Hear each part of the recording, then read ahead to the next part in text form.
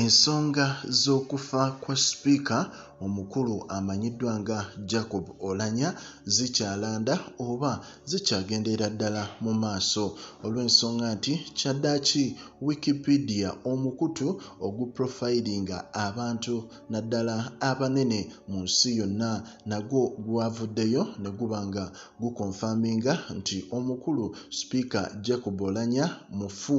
era nga kigambibwa okuba nti okusinziira ku mukutu ogwa Wikipedia omukulu Jacob Oulanyah yafa wiiki ewedde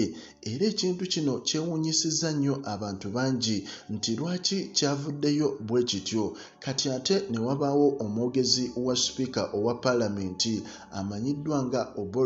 Obore yavuddeyo n'aba nga akakasa eggwanga n'agamba nti omukutu ogwa Wikipedia ogwo waliwo abakugu oba bayite hackers abavuddeyo ne baba nga bahakinga information eyo ne bakyusa profile ya Speaker Jacob Oulanyah naye ng'ate mwattu oyinza okwebuuza ekibuuzo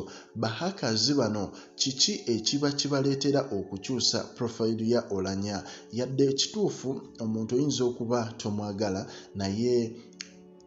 kiva kuki okuba nti oyinza ova eri n'okyusa profile ye naddala ku mukutu gwa Wikipedia guli omukutu gw'amaanyi kizibu nnyo okuva buvi eno n'ogukyusa olw'ensonga nti wabaawo emitendera mingi nnyo n'abagukolako katubayite nti nabo bakugu oba bayite era hackers kizibu nnyo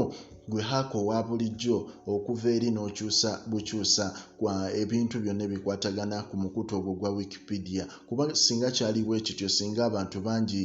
omuntu ayinza ovaayo n'agukyusa neyefuula nti ye president w'eggwanga erya Uganda naye ng'ate mwattu si bwe kiri so oyinza otunulamu nti oluusi omukulu ono Obore omwogezi wa Speaker kituufu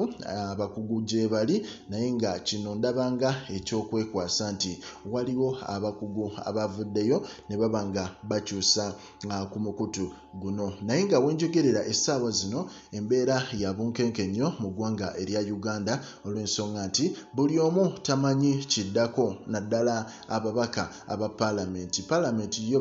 bagisuspendinze esobole okuba nga egenda mu lusirika okumala ebbanga libatageze olw'ensonga nti omukyala Anita Among yadduse misinde mu ggwanga erya America mu state emanyiddwa nga Seattle asobole okuba nga ategeera ki ekigenda mu maaso eri mukama we era wanaatuukayo asobole okuba nga awa eggwanga information oba bwino ku kigenda mu maaso naye nga amawulire gonna yonna gy'otuukira buli w'otuukira site ez'enjawulo blogs ez'enjawulo abantu abasinga bakonfamize nti ebyaddala Speaker yandibanga zembuyaga ezikunta olw'ensonga nti abantu bangi mwattu kubuulira bayinza okuba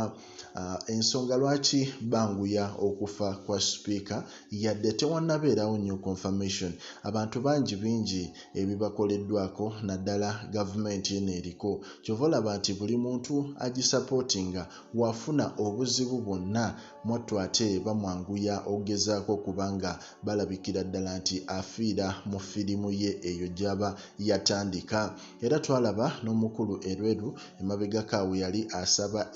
ennyo naye ng'ate mwattu abantu bagamba nti toyinza kusaba bw'otyo ng'ate gwe yakulira okutta abantu sayidi zawali ekasese so ebintu bwe bityo abantu balina obusungu kubanga ate abamu bavuddeyo ne bagamba nti ku state eggwanga gye lirimu prices ziri waggulu amafuta gali waggulu ebintu nga sabbuuni biri waggulu gwate Parliament weyandikwetaagiridde naddala gwe essaawa zino aliwo nga Deputy Speaker ate gwe n'osalawo Parliament ogiggale obagambe buli omu adde ewuwe paka nga nsazeewo lwe munaakomawo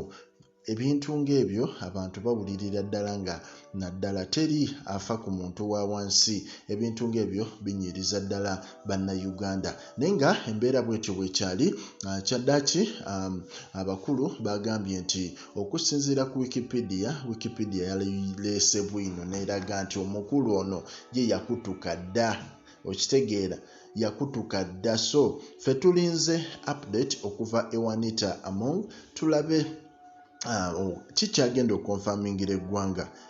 twalaba ebya Father Lukodo kasita bamubika bwe byakoma tetwaddamu tegeera bamuziika batya biki ebyagenda mu maaso bintu bingi bihapeninga mu ggwanga erya Uganda naye nga ffe tulinze tulabe nze nagambye buli update egwawo ngenda kuba ngikuwa weekumiire ku mukutu ogwa Pregen Media osobole okuba nga buliggulire mwattu olifuna bulungi nnyo.